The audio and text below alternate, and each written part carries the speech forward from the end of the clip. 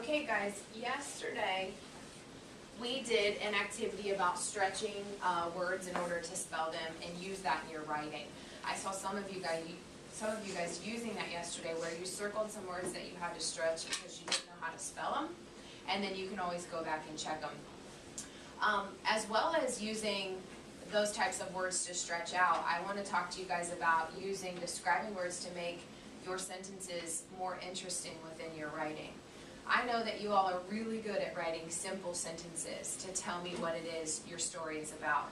But I want you to work on adding some real key details in your sentences to make them more complex or to make them more interesting. Okay? I have a picture for you. And I printed this picture off of the internet because Mrs. Riley is not a very good drawer. So I went ahead and kind of cheated a little bit. That is a picture of a what? Cat. That's a picture of a cat, right? I'm going to show you a sentence that I can use in my writing to describe this picture. Within your writing workshop time, you guys normally sketch your picture first, and then you write. I know with our opinion writing, it's been a little bit different, and you haven't started with the sketch. But for the most part, this year, you start with a sketch, and then you do your writing.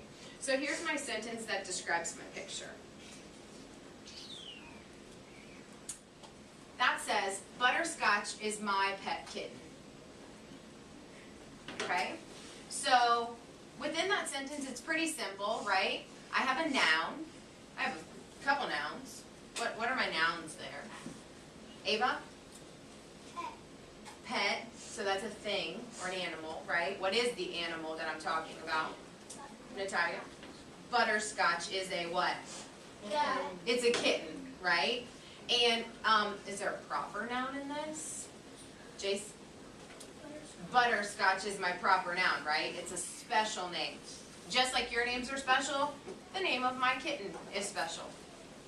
Now I tried to make butterscotch the appropriate color. Butterscotch is kind of like a deeper yellow, so I improvised with this, which I kind of used like a brown really lightly, and I went over it with yellow to try to make the appearance of butterscotch. Okay?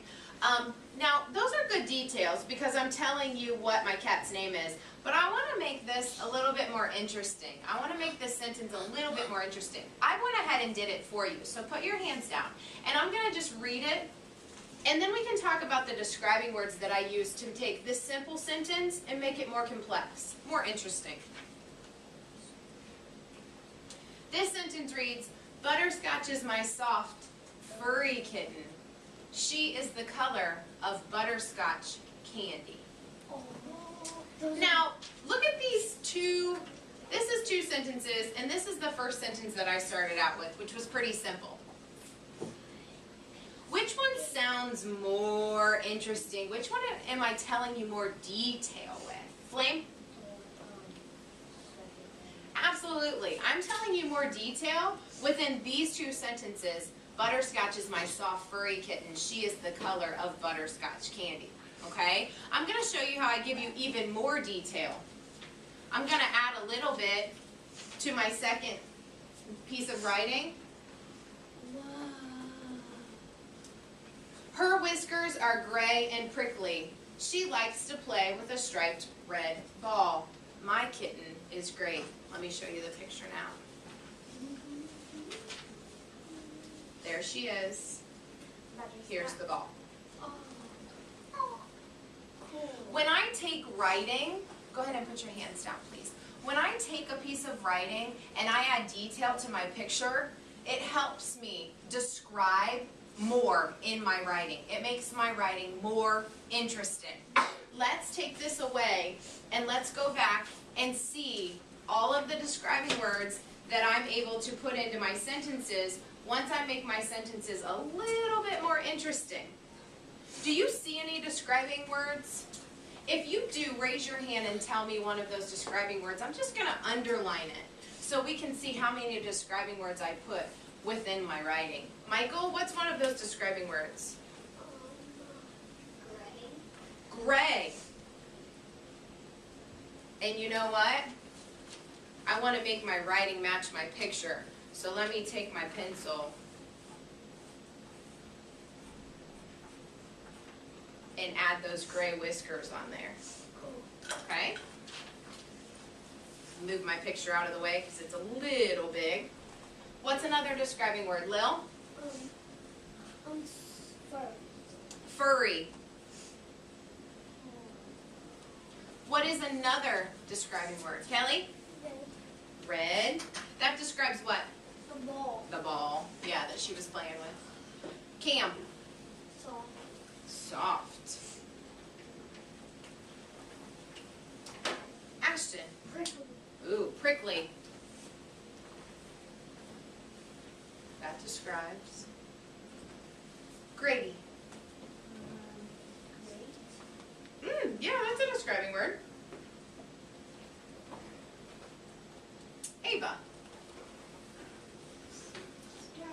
Striped. Striped. Anything else? Any other describing word? Natalie?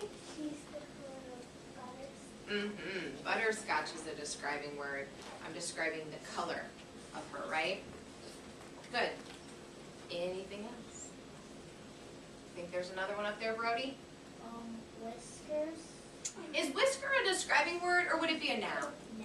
It's a thing, right? It's part of the cat. So yeah, we could say it's a noun, and nouns are very important to have within your sentences. But describing words help me feel your writing, okay? You guys are trying to convince people right now, your audience, like we were writing to the cooks and mom and dad, you're trying to convince people about your way of thinking. I want you today, in your writing, to add some describing words that really makes your sentences be felt by the person that is supposed to be receiving your letter, okay? So I know some of you are done with a lot of your entries. That's fine. Go back and see if you can add any describing words to some of your sentences and make them a little more interesting so they can be felt by the person that's going to be reading them. All right? Stay right here. I'm going to turn